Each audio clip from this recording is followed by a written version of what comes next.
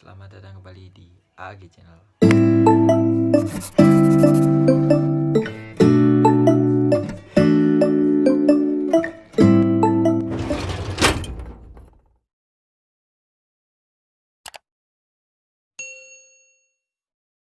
Ya, assalamualaikum warahmatullahi wabarakatuh. Perkenalkan, nama saya Anand Awang Kifari, NIM 180321100070.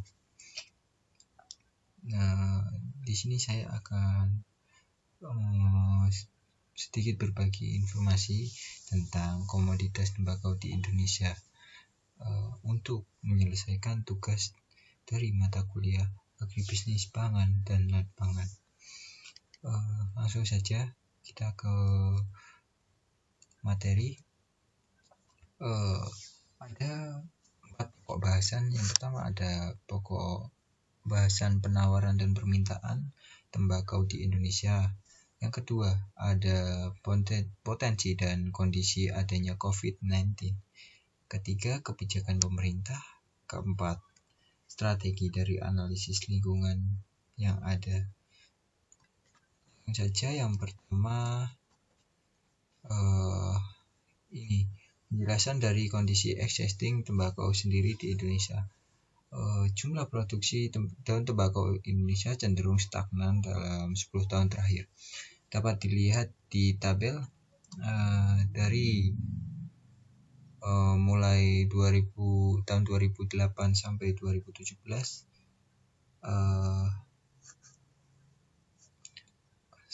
mengalami naik turun atau tidak stabilnya produksi daun tembakau di Indonesia.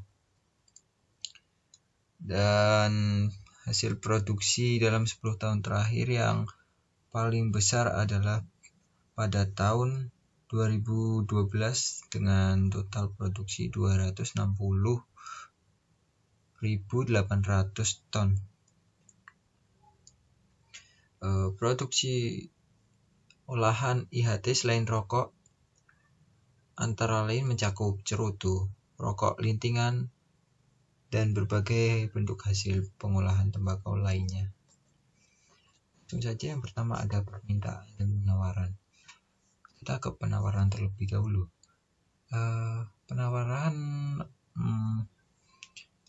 di tingkat nasional, tingkat penawaran produksi tembakau yang dihasilkan oleh negara tidak dapat memenuhi permintaan oleh pengonsumsi rokok akibat dari pertumbuhan penduduk yang semakin meningkat dan konsumsi rokok oleh masyarakat pun yang semakin meningkat.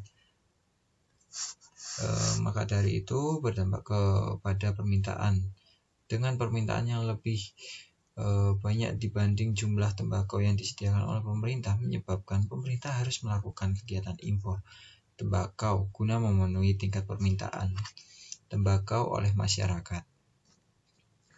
Potensi komoditas tembakau sendiri.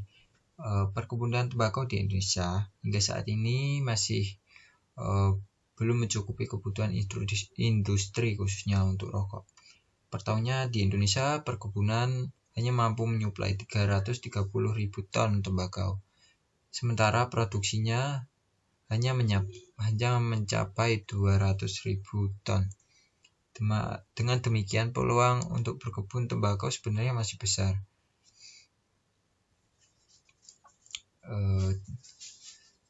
Perkembangan industri rokok yang terus meningkat pun mampu mendongkrak permintaan perkebunan tembakau. Dengan membudidayakan tembakau jenis Virginia Oriental dan White Barley di Indonesia diharapkan mampu menekan tingkat impor nasional. Sejauh ini sudah ada petani yang memproduksi tembakau jenis Virginia di Lombok dan Bojonegoro, sedangkan tembakau jenis White Barley mulai dibudidayakan di Lumajang.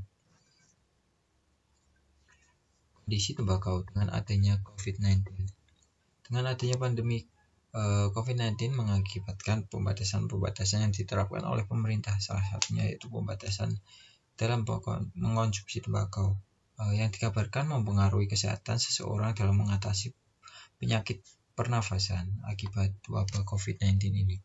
Hal ini menimbulkan pernyataan efek dari pandemi ini terhadap bisnis rokok dan tembakau yang menyebabkan penurunan pendapatan oleh perusahaan-perusahaan rokok di Indonesia maupun dari mancanegara yang menjual produknya ke Indonesia. Adapun regulasi dan kebijakannya, yang pertama ada memonitor tembakau dan pencegahannya, memproteksi masyarakat untuk merokok menggunakan tembakau, membantu jalan keluar untuk menghentikan penggunaan tembakau, memperingatkan akan bahaya tembakau, melarang iklan, promosi, sponsorship perusahaan tembakau, meningkatkan pajak tembakau. Sedangkan ada 5 kebijakan utama dari tadi yang dijabarkan oleh WHO. Ada 5 kebijakan utama. Yang pertama ada penetapan harga pokok harga rokok. Yang kedua ada penetapan tarif. Yang ketiga ada larangan dan pembatasan promosi dan sponsorship oleh perusahaan rokok. Yang keempat ada pembatasan iklan rokok. Yang kelima ada pembatasan kawasan bebas rokok. Sedangkan dari analisis lingkungan yang sedang dilanda pandemi ini, strategi yang memungkinkan diterapkan adalah tetap mengolah tembakau menjadi rokok, dan dari dana tersebut, dari dana cukai tersebut itu dapat membantu pemerintah dalam memberi bantuan dana penanganan untuk pandemi COVID-19 di Indonesia ini. Dan